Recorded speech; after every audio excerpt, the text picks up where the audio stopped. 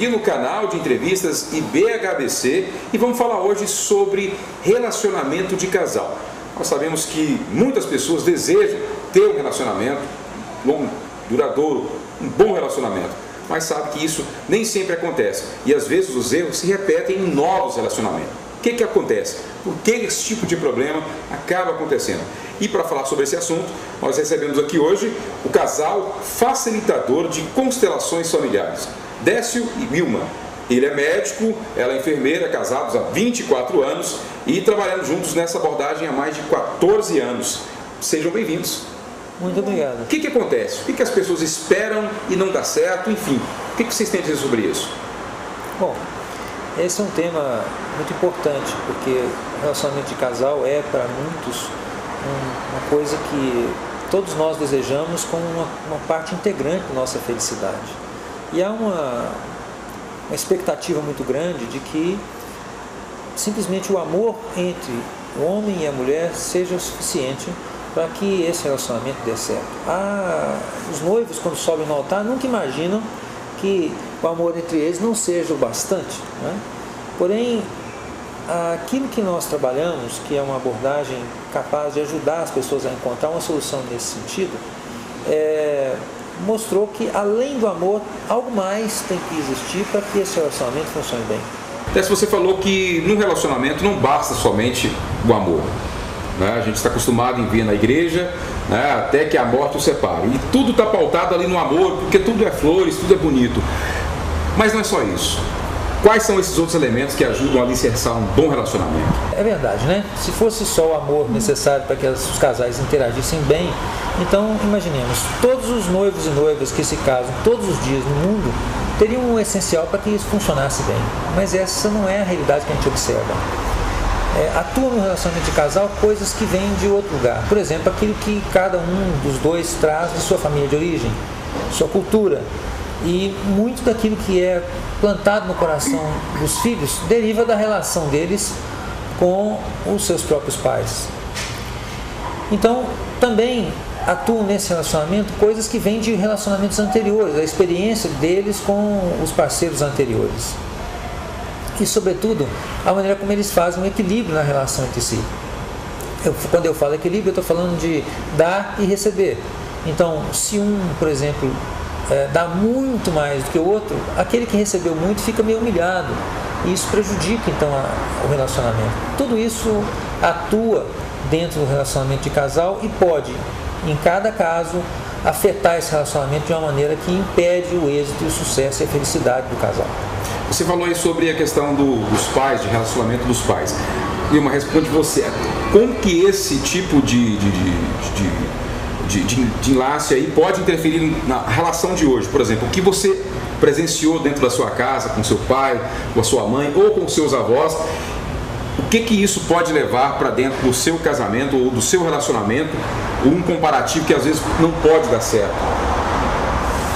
Bom, o principal disso tudo aí é quando nós olhamos para os nossos pais e acreditamos que quando nós tivermos o nosso parceiro, nós vamos fazer melhor do que eles. Essa geralmente é a situação que leva, depois quando a gente cresce e tem o próprio parceiro, nos leva então a fazer talvez um pouco pior do que aquilo que eu julgava que eles fizeram antes. Então aqui também não pode dar certo.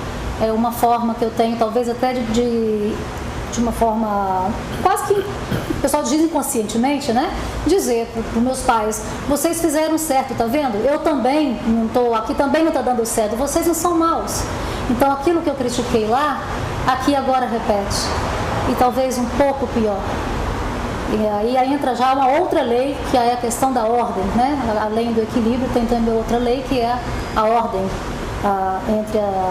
entre grandes e pequenos. Você falou essa questão entre grandes e pequenos. Dentro de um relacionamento, existe uma hierarquia? Como é que se balanceia isso? Quem manda mais, quem manda menos? É uma boa pergunta, né? Frequentemente os casais entram em disputa por causa disso. Entre homem e mulher não existe hierarquia, né? Eu costumo dizer que isso aqui tem que ser uma coisa que... A gente chega junto aqui. Né? Eles têm que estar ombro a ombro. Então, Por não existir hierarquia, muitas vezes eles têm que distribuir funções, né? Ou seja, um faz uma coisa, o outro faz outra coisa diferente, para que juntos eles possam se complementar. A serviço da família. Essa complementaridade, entretanto, muitas vezes é confundida com hierarquia, né? Porque um faz uma função que é vista socialmente como mais importante ou mais visível, e o outro faz uma função que, embora tão importante, ela não é tão visível assim. Isso leva muitas vezes a uma imagem, às vezes em sistemas machistas de relacionamento, onde o homem fica muito proeminente, então isso parece, em primeira vista, que é uma hierarquia. Mas no casal isso não existe. Assim como num carro, quem dirige por ser motorista não está acima dos passageiros. Então, o que acontece tem que haver uma boa distribuição de funções. E essa boa distribuição se atinge através de um bom equilíbrio no relacionamento, no dar e no receber. A manutenção desse equilíbrio é tão crítica para o relacionamento, ou mais crítica do que o amor. Porque muitas vezes nós observamos que casais se casam, às vezes, arranjados, né? Em certas culturas isso é muito comum, e às vezes isso dá mais certo do que um casamento feito com todas as pompas e todos os louros, e todas as escolhas, e todos os anéis, e todas as flores. E por que isso acontece? Bom, a descoberta da filosofia com a qual nós trabalhamos, que foi uma descoberta feita por um pesquisador, ex-padre alemão chamado Bert Hellinger, mostrou que os relacionamentos humanos e os relacionamentos de casal estão incluídos aí, obedecem a 3 leis básicas que, quando não são obedecidas, fazem com que esses relacionamentos enfrentem dificuldades. Essas 3 leis são ordem, equilíbrio e respeito ao vínculo de pertencimento. No caso do relacionamento de casal, chama a atenção essa questão do equilíbrio, porque é óbvio que a pessoa que está do meu lado pertence. E aqui não existe ordem, como nós já dissemos. Eles chegam juntos, né? Esse equilíbrio para os relacionamentos de casal, então, torna-se a lei mais importante. E quando isso é ferido, é preciso encontrar meios criativos de alcançar novamente esse equilíbrio. Então, acho que o grande problema de relacionamento, pelo menos as pessoas quando se casam, que o grande problema é a revelação, aí já estamos falando de casamento, né? De relacionamento já matrimonial, casados. Quando se namora, você está tudo lindo, maravilhoso. Quando se casa, você se depara com uma realidade completamente diferente, que é de você conviver com aquela pessoa, discutivelmente vai ter que estar junto com aquela pessoa. Quando você namorava, não. Você brigava com ela, cada um vai para sua casa, vamos refrescar a cabeça. Não. Depois que vocês estão casados, brigou, tem que dividir a mesma cama, dividir a mesma casa. E aí? Ok. Nós chamamos esse amor que nós defrontamos com a pessoa num relacionamento mais longo, né, como por exemplo no casamento, de amor à segunda vista. Em contraposição ao amor à primeira vista. Então, aquele amor de primeira vista muitas vezes equivale a uma situação onde nós não enxergamos realmente a outra pessoa como ela é. Nós projetamos uma imagem sobre o outro e temos uma série de expectativas que não tem a ver realmente com a pessoa que está à nossa frente. Às vezes a nossa amigo, a mãe, o pai vira e fala assim: mas fulano, aquela moça não é exatamente isso que você está dizendo, mas a gente descarta isso, né? Porque ela é a princesa, ela é perfeita, ou ele é o príncipe. E depois que a gente casa, o príncipe, assim, o cavalo do príncipe fica amarelado, assim. Então, esse amor à segunda vista significa amar realmente a pessoa que está do nosso lado. E para isso nós temos que enxergar essa pessoa e amá-la tal como ela é. Isso significa muitos passos que precisam ser dados para que isso aconteça de uma boa maneira. A primeira é poder concordar que aquela pessoa, do jeito que ela é, ela está certa como ela é exatamente desse jeito. Isso só é possível quando nós já fizemos um passo anterior, que é, por exemplo, quando nós concordamos que os nossos pais também são bons o bastante para nós. Sem esse passo, nós não conseguimos sentir que nós estamos bem situados e mantemos um grau de exigência muitas vezes elevado em relação à pessoa que está do nosso lado, um grau de exigência que muitas vezes ele ou ela não consegue atender. Vilma, quando passa-se para uma outra fase do relacionamento, filhos, até que ponto os filhos eles podem interferir nessa transformação aí em relação a esse amor à segunda vista, vamos dizer? Acho que a chegada dos filhos eu acho que é uma outra fase completamente transformadora para o casal, né? Sim, mas antes de ir para os filhos, eu ainda gostaria de dizer algo, né, em relação ao casal em si. como você perguntou antes, em relação à família, né, a questão o Décio disse aqui, do respeito. Então, geralmente o casal, ele pensa, pô, você é diferente de mim, isso não vai dar certo. Então eles estão perdendo, na verdade, a grande riqueza que existe pelo fato de eles serem diferentes. Porque ele vem de uma família que faz tudo diferente da minha, eu venho de uma família que faz tudo diferente da dele. Então agora nós temos que lidar com essas diferenças dentro do mesmo ambiente. Então geralmente as pessoas acreditam que essas diferenças vão subtrair algo do casal, que eles precisam fazer as coisas iguais. E isso empobrece o relacionamento, porque é exatamente naquilo que é diferente que nós podemos somar algo. Então nós costumamos dizer que quando o casal concorda com aquilo que é diferente no outro, então a soma aqui de 1 mais 1 nunca vai ser 2, vai ser no mínimo 3, porque então as diferenças se somam a serviço dessa família nova que começa aqui agora. Então essas diferenças, na verdade, são nossas grandes aliadas no relacionamento. E também, para isso, é claro, como o Décio disse, a gente precisa estar em acordo com nossos pais antes. Porque se eu não estou em acordo com os meus próprios pais, eu também não vou estar em acordo com os pais dele. Ou seja, eu não vou estar em acordo com a família dele. Ou seja, eu não estou em acordo com ele, porque ele é aquilo que ele aprendeu a ser na família dele. Compreende? E quando você acha que o que os seus pais fizeram, a vida que os seus pais levaram, você pensa, eu não quero levar isso para minha casa, eu não quero levar isso, não serve como exemplo, por exemplo. Você disse que os pais é o espelho. E quando não é o espelho, você quer fazer diferente dos pais? Não é bem que os pais são um espelho, mas a gente pode aprender bastante com eles. Quando nós olhamos para eles como pessoas comuns. Pessoas comuns, um casal comum, né? E eu vejo que então eu também posso ser um casal comum aqui.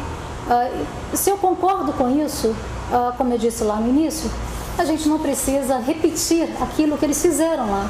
Eu posso olhar com respeito, sem crítica, sem julgá-los pessoalmente por aquilo que não deu certo com eles. Quer dizer, que eu acho que não deu certo, mas é a forma que eles sabem fazer. E aí eu posso aprender algo e de repente então eu posso fazer algo diferente para que dê certo aqui. Agora, se eu acho que eles fizeram errado, que eu vou fazer melhor, como eu já disse, aqui eu não tenho chance de fazer sequer parecido com o que eles fizeram lá. Ou seja, de repente eles vivem 40 e tantos anos e eu sequer consigo, juntos, né? E eu sequer consigo ter um relacionamento que dure 10 anos. Ou seja, quem está fazendo melhor? É que os casais, digo isso em relação a nós enquanto filhos, em relação aos nossos pais. Os casais são, para as crianças, pouco transparentes. Talvez não seja novidade nenhuma dizer que a maioria dos casais briga em público e reconcilia no privado, que aliás é até mais divertido, né? Melhor. Então isso faz com que, para as crianças, elas tenham uma imagem um pouco distorcida da relação de seus pais. Elas veem eles brigando, mas muitas vezes não veem a reconciliação. Então essa imagem que muitos de nós temos do relacionamento de casal dos nossos pais é uma imagem um pouco distante da realidade. Quando nós olhamos na profundidade, quando nós observamos o amor que atua dentro do relacionamento dos nossos pais, muitas vezes encontramos uma imagem distinta do que aquelas imagens infantis que nós temos guardadas. E você falou aí sobre um novo relacionamento, ou também aquelas pessoas que estão famoso pulando de galho em galho, né? O que se deve isso? De repente é um individualismo, a comparação, você passa por um novo relacionamento, você tem novas expectativas, você acaba fazendo comparações. O que acontece com essas pessoas que não conseguem se firmar em relacionamentos? Essa é uma questão que muitas vezes nos procuram, né? Muitas pessoas nos procuram por causa de situações desse tipo. Aí acontece uma coisa muito importante, que as descobertas do Bert Hellinger nos permitem encontrar uma solução, muitas vezes, muito legal para esses casos. Quando eu tenho um relacionamento com uma pessoa e, por acaso, isso é necessário que então a gente se separe, muitos de nós temos a imagem que essa separação só pode acontecer através de uma briga. Ou, dito de outra maneira, nós só estamos autorizados a nos separar se rolar um barraco. Se rolar um barraco, né? E a verdade é que a verdadeira separação só pode ser feita quando nós nos separamos com amor e respeito.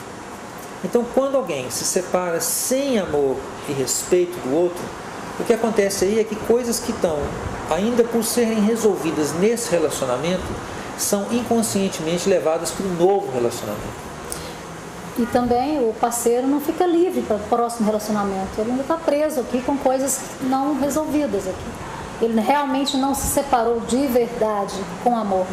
Então aí acontece... Ou seja, quando encontra, ainda dá aquele frio na barriga. Então eles permanecem conectados. Isso faz com que a gente vá para um novo relacionamento, mas não está realmente totalmente disponível de coração para o próximo indivíduo, para a próxima pessoa. Esse novo relacionamento não tem assim aquela cola firme que o relacionamento anterior possuía. Então ele se desfaz com muito mais facilidade. Outras vezes a gente leva coisas de um relacionamento para outro. Por exemplo, se ela me traísse e eu tomasse uma nova mulher, então até que eu tivesse isso aqui resolvido com ela, é muito provável que eu tivesse um grau de suspeição muito alto em relação à minha nova parceira, sem que ela tivesse feito nada. Então aí o que acontece? Se eu já trato a nova mulher como se ela fosse me trair também, o que vai acontecer? Ela vai chegar um dia e vai falar assim, bom, se eu já sou tratada como se eu fosse infiel, então eu vou acabar fazendo isso. Eu vou acabar traindo também, porque já que eu estou pagando a conta, pelo menos eu vou ter o crédito. Então o efeito desse movimento é que muitas coisas não resolvidas em relacionamentos anteriores acabam indo parar no novo relacionamento. É preciso então ordenar os relacionamentos e encerrar coisas que aconteceram dentro de um relacionamento com amor e num clima de reconciliação. Isso permite uma separação que realmente tem um bom efeito e permite um novo relacionamento com êxito depois. Aquela conversa então, a famosa frase do cancioneiro popular brasileiro de que a dor do amor é um outro amor que se cura, essa conversa não é bem assim. Se você não se resolveu antes, você passar para uma próxima etapa, essa próxima etapa pode estar fadada ao fracasso, porque você não está resolvido ainda. Aí passa mais pelo respeito do que pelo amor. Compreende? Você pode ir para um próximo relacionamento, caso que não dê certo. E o amor, com o tempo, ele passa. Mas, se você não respeita esse parceiro anterior, aí sim você não tem chance com o próximo. Passa mais pelo respeito do que pelo amor. Gostaria de acrescentar que essa questão de tomar um novo relacionamento sem que o relacionamento anterior tenha sido resolvido, isso não significa que obrigatoriamente, então, isso tenha que ser feito no mesmo, fechar esse pacote aqui para abrir o novo. Ou seja, muitas vezes a gente toma realmente um novo relacionamento e segue. Porém aí nós vamos começar a enxergar nesse novo relacionamento uma série de problemas que veremos que são na verdade repetições de coisas que já aconteceram no relacionamento anterior. É aí que o nosso trabalho pode ajudar essas pessoas a encontrar esses pontos e a desatar esses nós de uma maneira respeitosa e com amor. Por exemplo, a gente rompe aqui e eu digo, a culpa é sua, porque você enche ele de defeitos. E a culpa de não ter dado certo é dele. E coloco tudo isso na conta dele. É muito provável que no próximo relacionamento eu vá encontrar uma pessoa idêntica. Porque na verdade um relacionamento é feito de duas pessoas e não de uma pessoa. Então a responsabilidade aqui para que dê certo é dos dois. Compreende? E a aplicação do equilíbrio num caso, por exemplo, de traição, aquela coisa do dar e receber. Você foi traído. E aí? Fica aquela questão sobre o equilíbrio. E aí, vou dar o troco? Como é que fica isso? Tem certeza que você quer que a gente responda isso? Então, eu acho bom responder, viu? Sim, o que acontece é o seguinte, numa relação, eu agora não vou falar só apenas sobre traição, numa situação qualquer onde no relacionamento de casal um fere o outro, existem duas possibilidades para restaurar o equilíbrio. A primeira é que se, por exemplo, eu fiz algo que machucou ela, eu preciso agora fazer uma compensação positiva, uma compensação que agrega algo, que acrescenta, que talvez ela se sinta prazerosa de receber. Ou eu preciso dar o troco. Ah, tá. Um pouquinho menos daquilo que ele fez. O que acontece aqui é que geralmente o outro que foi ferido, às vezes não quer dar o troco, porque ele quer se manter inocente, compreende? Então ele prefere, tipo assim, não vou sujar as minhas mãos. Então ele não consegue dar o troco, um pouquinho menos, e o parceiro então continua, fica um ferido, o outro feriu, um culpado, um inocente, e aí um culpado, né, E o inocente, eles não conseguem estar no mesmo nível. Isso começa a gerar problemas aqui que com o passar do tempo, acaba que se eu não quero trocar com ele, um relacionamento é feito de trocas. Não importa se é naquilo que soma ou naquilo que subtrai. Se eu não estou disposta a trocar com ele, então talvez ele vá procurar alguém que queira trocar com ele. Compreende? Então aconteceu a traição. E aí? Para haver esse equilíbrio, o outro traído tem que trair também para haver esse equilíbrio? Precisa de ter um troco na mesma moeda aí? Precisa de trair também?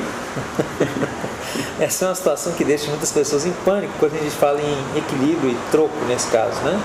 Não, como eu disse antes, esse troco ele tem que ser um pouquinho menos. Ou seja, não pode ser na mesma moeda. Então, se um faz uma coisa ruim e o outro faz também uma coisa no mesmo nível, a sensação da pessoa que recebeu esse troco no mesmo nível é que, na verdade, houve um desequilíbrio. Então, isso geralmente leva a uma escalada, quando é feito, a uma escalada, um conflito em escalada. Um faz uma coisa, o outro faz um troco no mesmo nível, aí o outro já começa a querer fazer o troco dá um pouco mais. E aí eles vão transformando isso numa bola de neve e terminam numa situação assim, a doce vida de transformar a vida do outro no inferno. Né? Então isso produz um conflito em escalada. Isso não leva à solução. Aquilo que traz a solução aqui é um troco um pouquinho menos. E aqui é difícil dizer o que tem que ser feito. Eu ia perguntar isso mesmo. O que seria esse troco, né? Então aqui é difícil da gente dizer o que tem que ser feito. Se a gente disser para um casal uma determinada coisa, para essa mesma receita para outro casal já não vai funcionar. Lá em casa, por exemplo, se ela me proibir de ir no jogo de futebol, não vai ter efeito nenhum porque eu não sou aficionado. Mas se ela me tomar meu computador, vai ser uma coisa séria. A casa cai. Então aqui, cada casal tem a sua própria colher de medida. Cada casal precisa encontrar essa maneira de dar esse troco um pouquinho menos. Tem um ditado, né? Em briga de marido e mulher não se mexe a colher. Eu acho que é por aí, né? O tamanho da colher, a colher de medida, digamos assim, desse troco é muito de cada casal. Então aquilo que a gente usa, por exemplo, para equilibrar lá em casa, não é o que você pode usar com a sua esposa, com a sua namorada, ou aquilo que nós usávamos, por exemplo, como equilíbrio há 10 anos atrás, há 20 anos atrás, já não é mais a mesma coisa hoje. Então essa colher de medida também ela muda de casal para casal, muda na medida que a gente vai vivendo juntos. Então não adianta querer dar conselho para o amigo ou para a amiga, faz isso, faz aquilo, porque aquilo que funciona para um casal nem sempre vai funcionar para o outro. Ou vai ser de mais ou vai ser de menos. Então, cada pessoa, cada casal sabe muito bem o tamanho da colherzinha do troco aqui. A Dito de uma outra maneira, assim, cada casal sabe, por exemplo, eu sei nesse momento se eu estou no crédito no débito com ela. A gente sabe muito bem. Você conhece, né? Outra questão do equilíbrio é o seguinte, em relação à família de cada um. A questão de você dar atenção para sua família, quando há aquela briga, aquela disputa de você não quer ir lá na casa do meu pai, esse final de semana nós vamos para cá. Como é que se resolve isso? Como é que se equilibra isso? Você continuar dando atenção para a sua família. São duas famílias ali. Como eu disse, essas 3 leis, elas nos ajudam a dar clareza nos relacionamentos, né? Então, uma coisa que existe em relação ao casal e a família de origem é a ordem. Ou seja, a família de origem vem antes do relacionamento de casal. As observações de muitas famílias, né, ao longo de muito tempo, mostram o seguinte: essa ordem ela precisa ser respeitada. Ou seja, eu em relação à família dela e em relação à minha própria família tenho que ter um profundo respeito por aquilo que aconteceu lá. Mas a prioridade ela vem para o novo sistema, para a nova família. Ou seja, eu preciso primeiro atender às necessidades nossas enquanto casal, antes que nós possamos nos dirigir a tentar resolver qualquer questão que seja nas nossas respectivas famílias de origem. E isso é um passo de muita coragem, né? Observa o que acontece. Nós deixamos uma família onde nós sabemos como é que funcionam todas as regras, como é que nós somos certos. Onde nós somos certos de qualquer maneira. Minha mãe acha que eu estou certo de toda maneira. E aí eu vou para uma nova família, vou construir uma nova família, onde nessa família, aqui eu vou ter que não apenas tomar as diferenças, mas aprender a integrar essas diferenças. E ainda por cima ter que fazer isso aqui ser prioridade. E harmonizar isso, criar um novo ciclo, né?